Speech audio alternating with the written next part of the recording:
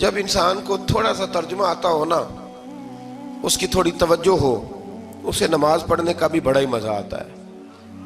نبی کریم علیہ السلام فرماتے ہیں، رب فرماتا ہے یہ سورہ فاتحہ میرے اور میرے بندے کے درمیان آدھی آدھی ہے، آدھی میری ہے آدھی میرے بندے کی ہے۔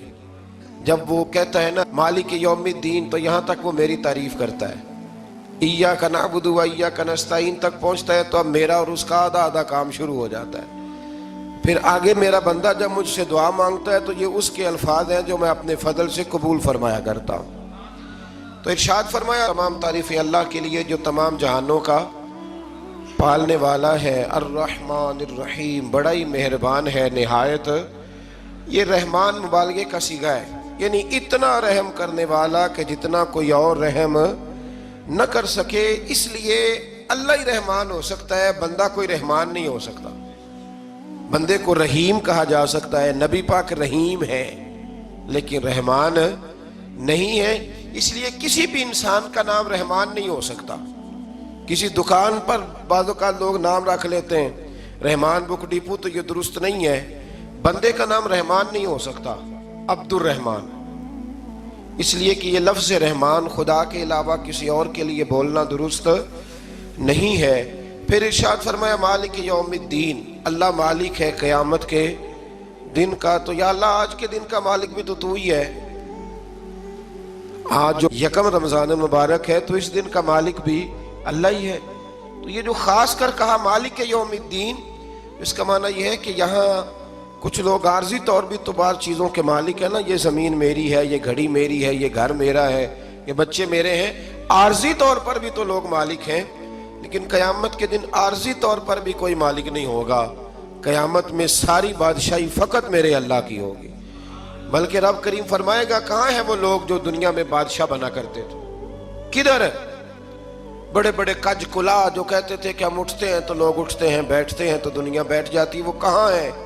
جب کوئی نہیں بولے گا تو رب فرمائے گا للہ الواحد القہار، آج ایک رب واحد اور قہار کی حکمرانی ہے۔ پھر ارشاد فرمایا ایاک نعبد و ایاک نستعین، بے شک ہم تیری ہی عبادت کرتے ہیں اور تجھی سے مدد چاہتے ہیں۔ عبادت بھی اللہ کی ہے اور مدد بھی، یہ جو بندوں کے ذریعے بعض اوقات مدد ہوتی ہے تو یہ مدد بھی اللہ کی ہے، یہ مدد بھی اللہ کی ہے۔ یہ کسی بندے نے مائک بنایا ہے جس کی مدد سے آپ تک آواز جا رہی ہے، تو اس کو عقل کس نے دی تھی بنانے کی؟ تو پھر مدد کس کی ہوئی؟ اللہ کی۔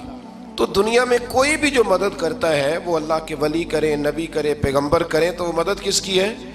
اللہ کی، اس لیے کہ وہ ذاتی طور پر کچھ بھی نہیں کر سکتے، اگر اللہ انہیں توفیق نہ دے وہ کسی کی مدد نہیں کر سکتے۔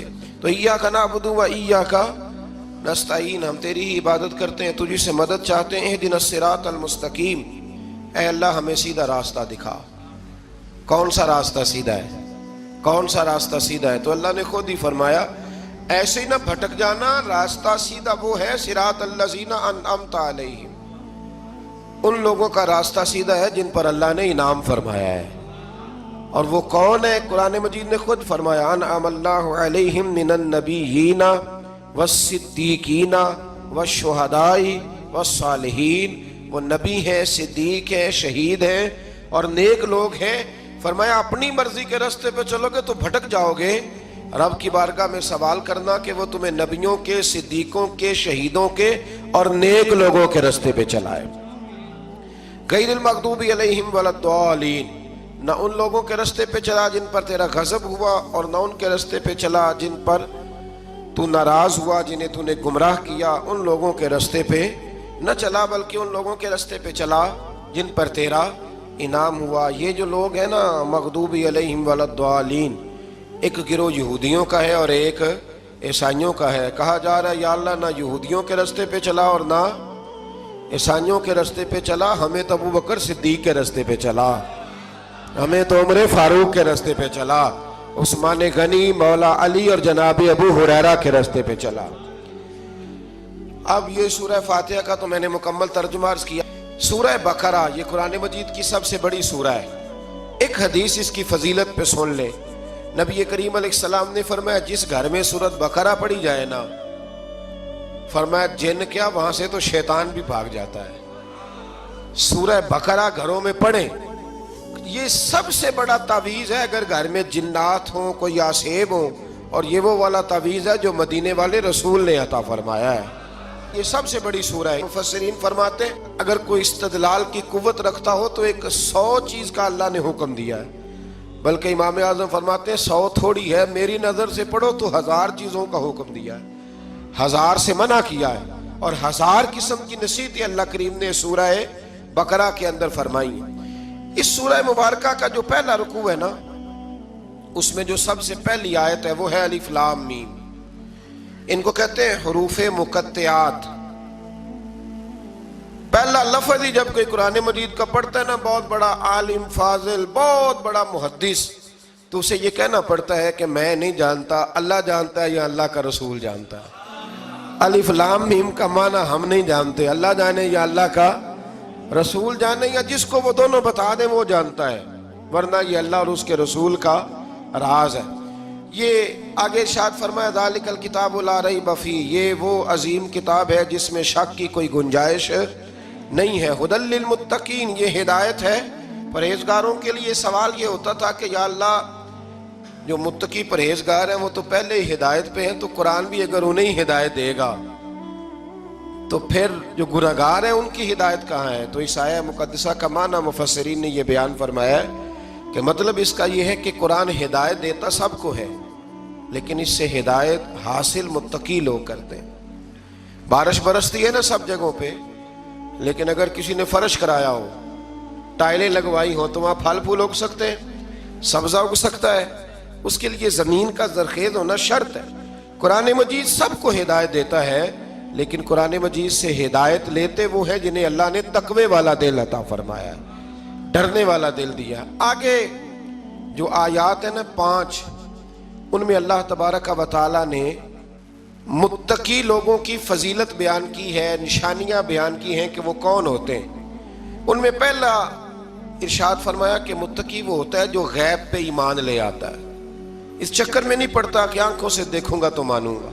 اور دوسرا فرمایا متقی وہ ہوتا ہے جو نماز قائم کرتا ہے اور اللہ کے دیے ہوئے رزق سے اللہ کے راستے میں خرچ کرتا ہے.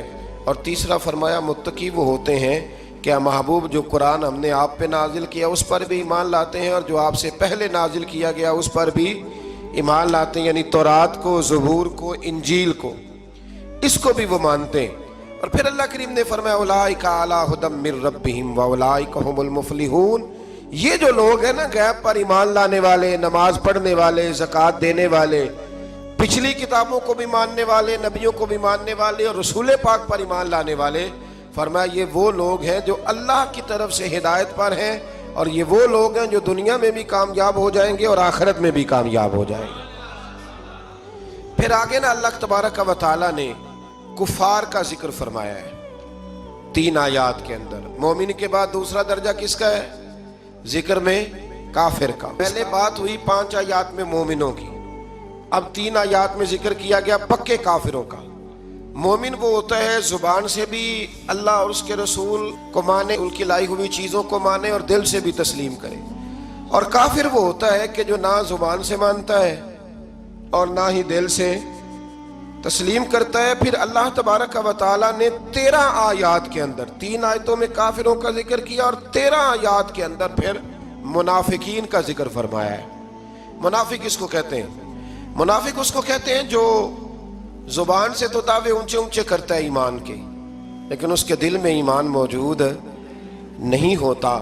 آپ حیران ہوں گے، یہیں پہ بات کو ذرا غور سے سمجھیں کہ مومنوں کا ذکر 5 آیات میں اور کفار کا 3 آیات میں، پکے کفار کا.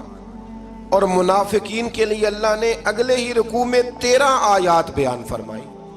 13.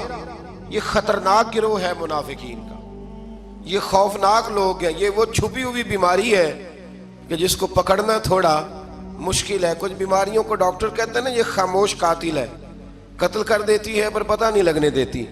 اسی طرح منافقین کا ٹولہ ہے. قرآن مجید کہتا ہے ان منافقین کے بارے میں وَمِنَ النَّاسِ مَن يَقُولُ آمَنَّا بِاللَّهِ وَبِالْيَوْمِ الْآخِرِ وَمَا هُمْ بِمُؤْمِنِينَ. اے محبوب کچھ لوگ کہتے ہیں ہم اللہ اور آخرت پر ایمان لائے، لیکن وہ ایمان لانے والے نہیں ہے تو جب رب کہتا ہے نہیں ہے، آج کسی کو کہہ دیا جائے نا کہ وہ بندہ جھوٹا کلمہ پڑھتا ہے، اس کی باتیں نہیں بتاتی، تو کہتے ہو آپ ایک کلمہ گو کو برا کہہ رہے ہیں۔ تو یہاں تو اللہ ان کے کلمے کا بھی اعلان فرما رہا ہے اور ان کے نفاق کا بھی اعلان 13 آیات میں۔ اور رب فرماتا ہے یخادعون اللہ والذین آمنوا وما یخدعون الا انفسهم وما یشعرون، فرمایا وہ اللہ کو دھوکہ دینا چاہتے ہیں مومنوں کو، حالانکہ نہیں دھوکہ دیتے مگر اپنی ہی جانوں کو، انہیں شعور ہی نہیں۔ اللہ تبارک و تعالیٰ نے 13 آیات کے اندر مکہ مکرمہ میں منافق کوئی نہیں تھا جب تک حضور نے ہجرت نہیں کی تھی۔ کیوں؟ اس لیے کہ وہاں جو کلمہ پڑھتا تھا اسے مار کھانی پڑتی تھی۔ تو کسی کو کیا مصیبت پڑی تھی جھوٹا کلمہ پڑھ کے مار کھائے۔ مدینے میں جب اسلامی حکومت قائم ہو گئی نا، تو کچھ لوگوں نے اسلامی حکومت سے فائدہ لینے کے لیے جھوٹے موٹے کلمے پڑھ لیے، اندر کفر رکھتے تھے، اوپر سے اظہار اسلام کرتے تھے۔ تو رب فرماتا ہے کہ ان کا یہ ایمان قابل قبول نہیں ہے۔ تو یا اللہ پھر کس کا ایمان قابل قبول ہے؟ تو اللہ کریم نے فرمایا وَإِذَا قِيلَ لَهُمْ آمِنُوا كَمَا آمَنَ النَّاسِ، جب ان سے کہا جاتا ہے نا اس طرح ایمان لاؤ جس طرح دوسرے لوگ لائے، یعنی ابو بکر صدیق کی طرح ایمان لاؤ، عمر فاروق کی طرح ایمان لاؤ، عثمان غنی کی طرح، مولا علی کی طرح، بلال حبشی کی طرح، تو کیا جواب دیتے ہیں؟ قالوا انؤمن كما آمن السفهاء، کیا اس طرح ایمان لائے جس طرح یہ بیوقوف ایمان لائے؟ الا انہم هم السفهاء، اللہ فرماتا ہے خبردار بے شک وہی بیوقوف ہے، ولکن لا يعلمون، لیکن انہیں اس کا علم نہیں ہے۔ وہ کہا کرتے تھے کہ یہ تو بیوقوف ہے معاذ اللہ۔ ابو بکر صدیق نے سارا ہی مال دے دیا نبی پاک کو، عمر فاروق نے آدھا دے دیا، مولا علی نے سارا کچھ حضور کے نام کر دیا، عثمان جو کماتے محنت کے ساتھ وہ سارا وہاں جا کے پیش کر دیتے ہیں، تو بیوقوفی ہے۔ آج بھی کچھ لوگ کہتے ہیں کلمہ پڑھنا چاہیے سیدھا سیدھا، یہ کیا بات ہو گئی کہ بندہ مسیتڑی ہو جائے، کاروبار بھی تو کرنا ہے نا، نماز روزہ بھی، تو بیوقوفی ہے۔ اللہ جواب دیتا ہے، فرمایا الا انہم هم السفہاء، خبردار بیوقوف تو تم ہو کہ میرے محبوب کی شریعت کا، دین کا، روحانیت کا سورج چمک رہا ہے اور تم نے فیض ہی کوئی نہیں حاصل کیا۔ تو میرے بھائیوں، صحابہ کا ایمان وہ ایمان ہے، اہل بیت نبوت کا وہ ایمان ہے کہ اللہ کو ایمان بھی وہ والا پسند ہے جو حضور کے غلاموں جیسا ایمان ہو۔ اللہ تبارک و تعالیٰ نے منافقین کا ذکر فرمایا، تو پھر اللہ کریم نے فرمایا یہ تو وہ بیوقوف لوگ ہیں اس آدمی کی طرح جو آگ جب پوری جلا لیتا ہے نا روشنی پھیل جاتی ہے تو پھر اللہ اس کا نور لے جاتا ہے۔ انہوں نے بھی چلاکیاں کر کے تھوڑا سا ماحول بنایا تھا تو اللہ نے ان کے سارے پردے کھول دیے، ان کے پاس کچھ باقی بچا، ان کے پردے کھول گئے۔ رسول کریم علیہ السلام کی بارگاہ میں نا ایک دن ان منافقین نے شرارت کر دی۔ منافقین نے شرارت کیا کی؟ جب حضور صلی اللہ علیہ وسلم نے فرمایا نا پوچھو جو پوچھنا ہے، تو امام راضی کہتے ہیں یہ پیچھے نمازیں پڑھتے تھے، یہ 313 تھے حضور کے پیچھے۔ اگر مدینے میں رہ کے منافق ہو سکتے ہیں تو باقی ملکوں میں بھی تو ہو ہی سکتے ہیں نا جی۔ حضور کے پیچھے نمازیں پڑھتے تھے تو ایک دن کہنے لگے نہیں یہ کہتے ہیں جو مرضی پوچھو تو ہم پیچھے نمازیں پڑھتے ہیں، ہمارا انہیں پتہ نہیں۔ جب یہ اعتراض کیا نا حضور کے علم پر، آپ سمجھ لیں کہ حضور کے علم پر اعتراض کرنا طریقہ کس کا ہے، طریقہ کس کا ہے حضور کے علم مبارک پر اعتراض کرنا۔ کہنے لگے پیچھے نمازیں پڑھتے انہیں پتہ ہی نہیں۔ جب یہ کہا تو اللہ کے رسول نے نا، جمعے والا دن تھا، حضور نے فرمایا میرے علم پر اعتراض کرتے ہو؟ 70 بندے نام لے کر اور ولدیتیں لے کر، بلکہ بہت سارے ایسے تھے جنہیں کنفرم ہو گیا کہ ولدیت اصل میں ہے کیا، انہیں طے ہو گیا۔ حضور کے بے ادب کے لیے یہ طے کرنا بھی مشکل ہوتا ہے نا، طے ہو گیا کہ ولدیت ہے کیا۔ 70 بندے نام لے کے حضور نے مسجد نبی سے نکال دیے، فرمایا یا فلاں بن فلاں قم فخرج فإنک منافق، او فلاں کے بیٹے فلاں کھڑا ہو جا، نکل جا تو منافق ہے۔ حضور نے 70 بندے نکال دیے۔ اب 70 بندے اکٹھے گلی میں نکلیں تو رش تو پڑ جاتا ہے نا۔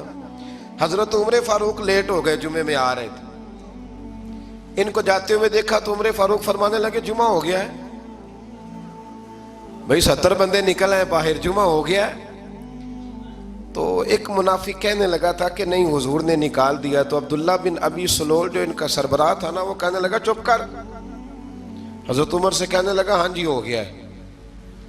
وہ بھی کہنے لگا تھا نہیں ہوا، ہمیں نکال دیا گیا. تو یہ سردار بولا، کہنے لگا ہو گیا ہو گیا. حضرت عمر کہنے لگا چلو جمعہ ہو گیا تو جا کے اندر حضور کی زیارت ہی کر لیتا ہوں، لیٹ تو ہو ہی گیا ہوں. حضرت عمر اندر چلے گئے تو پیچھے سے وہ منافقین اپنے سردار سے کہنے لگے کہ 2 منٹ میں عمر کو پتہ چل جائے گا کہ تم نے جھوٹ بولا ہے. عمر کو جا کے پتہ چل جائے. کہنے لگا بڑے پاگل ہو، میں نے تمہاری جان بچائی ہے. نبی پاک نے تو مسجد سے نکالا ہے نا. تو عمر کو پتہ چل جاتا نا ہم منافق ہیں، تو ابو بکر بھی مسجد میں تھے، علی بھی مسجد میں تھے، عثمان بھی مسجد میں تھے، بچانے والا ہی کوئی نہیں تھا. عمر نے تلوار لے کے تو دنیا سے ہی نکال دینا تھا. تو میں نے جان بچائی ہے، آپ جائیں گے نا اندر تو حضور ٹھنڈا کر دیں گے، فرمائیں گے چلو میں نے نکال جو دیا ہے. تو یہ وہ منافقین کی جماعت ہے. دوسرے سے تیسرے رکوع میں نا اللہ تعالیٰ نے انسان کو یاد کرایا ہے کہ تو نے عبادت اپنے رب کی کرنی ہے. اور فرمایا رب تمہارا وہ ہے جس نے تمہارے لیے زمین کو فرش بنایا ہے، آسمان کو چھت بنایا ہے، اور آسمان سے پانی برسا کے تو زمین سے پھل اگائے ہیں، رزق لکم، وہ بھی تیرے کھانے کے لیے اگائے ہیں. وہ جو آسمان سے بارش برسا کے زمین سے سبز اور پھل اگائے ہیں تو وہ بھی تیرے لیے. جب سارا کچھ تیرے لیے بنایا تو بھی تو عبادت کرنا اپنے رب کی، پھر کسی کو اس کا شریک نہ ٹھہرا. ایک چیلنج بھی کیا قرآن مجید نے اس رکوع کے اندر. کہا کرتے تھے مکے کے لوگ کہ آپ قرآن مجید کی آیتیں نبی کریم علیہ السلام سے کہا کرتے تھے کہ معاذ اللہ آپ خود بناتے ہیں، بنا کے لاتے ہیں. تو اللہ کریم نے فرمایا وَإِن كُنتُمْ فِي رَيْبٍ مِّمَّا نَزَّلْنَا عَلَىٰ عَبْدِنَا فَأْتُوا بِسُورَةٍ مِّن مِّثْلِهِ، اگر تمہیں شک ہو نا اس میں جو ہم نے بندہ خاص پہ نازل کیا ہے تو تم بھی اس جیسی ایک صورت بنا کے لاؤ. پڑھے لکھے تو تم بھی ہو نا، مکے میں تم بھی رہتے ہو، تو ایک صورت بنا کے لاؤ. قرآن مجید ہم سے چھینا گیا ہے سازش کے تحت، اس لیے کہ جس قوم کو قرآن آ جاتا ہے نا پھر کوئی کافر اس کا مقابلہ نہیں کر سکتا. دیکھیں نا اگر کافروں کے پاس جواب ہوتا قرآن پاک کا تو بدر اور احد میں نا کوئی آیت بنا کے لاتے، قرآن کے مقابلے کی تلواریں لے کے نہ آتے. ان کے پاس جواب ہی نہیں تھا. اور قیامت تک کسی کافر کے پاس قرآن مجید کا کوئی جواب، قرآن کا کوئی جواب، قسم اللہ کی جواب کوئی نہیں قرآن کا، اس کا کوئی جواب نہیں. کیا بات ہے قرآن پاک کی.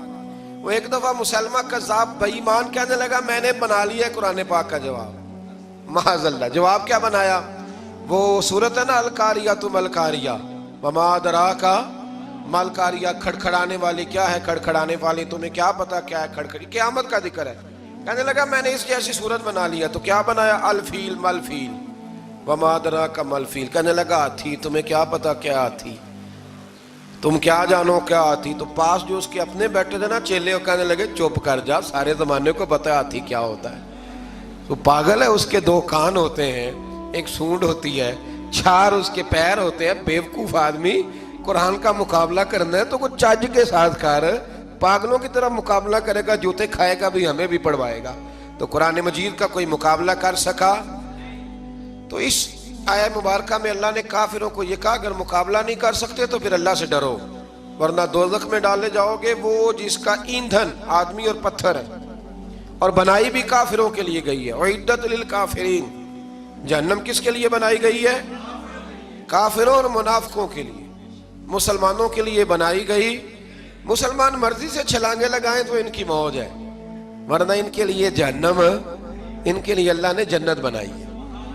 اور یہ بات کرتے ہی رب کریم نے فرمایا اے محبوب علیہ السلام مومنوں کو خوشخبری دے دیں کہ اللہ نے ان کے لیے جنت بنائی ہے، اس میں باغات ہیں، انہیں رزق دیا جائے گا کھانے کے لیے، اور اس میں انہیں پاکیزہ بیویاں دی جائیں گی، اور پھر وہ اس میں ہمیشہ رہیں گے، انہیں اس سے نکالا نہیں جائے گا. آگے جو آیات کریمہ ہے نا اس کے اندر اللہ تبارک و تعالیٰ نے فرمایا ہے کہ اللہ حیا نہیں کرتا سمجھانے کے لیے مچھر کی مثال بھی دینی پڑے. فرمایا قرآن سے کچھ لوگ ہدایت حاصل کرتے ہیں اور کچھ گمراہ ہو جاتے ہیں. جب لوگ اپنی مرضی کی تشریحات چاہتے ہیں تو گمراہ ہوتے ہیں، اور جب قرآن کو رسول اللہ صلی اللہ علیہ وسلم اور امت مسلمہ کی تشریحات کی روشنی میں سمجھتے ہیں تو پھر اللہ ہدایت عطا فرماتا ہے.